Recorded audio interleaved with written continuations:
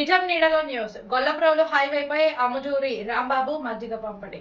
నిజం నీడలో Pithapuram reporter B Suresh.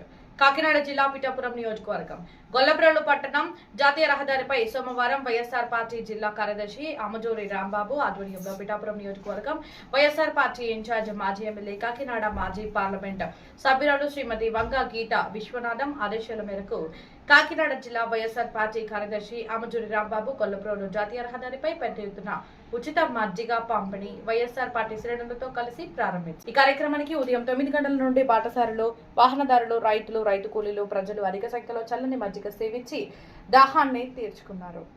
ఉదయం 9 గంటల నుండి ఉష్ణోగ్రతలు 40 సెంటీమీటర్లు వేడిని పుట్టించడంతో ఎండ తీవ్రతకు జాతీయ రహదారిపై ప్రయాణం సాగిస్తున్న ద్విచక్ర వాహనదారులు సైతం ఎండతాపానికి చల్లని మజ్జిగ సేవించి మజ్జిగ పంపిణీ చేస్తున్న వైఎస్ఆర్ పార్టీ నాయకుడు అమజూరి రాంబాబుకి మజ్జిగ పంపిణీలో పాల్గొన్న ఆ పార్టీ కార్యకర్తలకు ప్రజలు కృతజ్ఞతలు తెలియజేస్తున్నారు.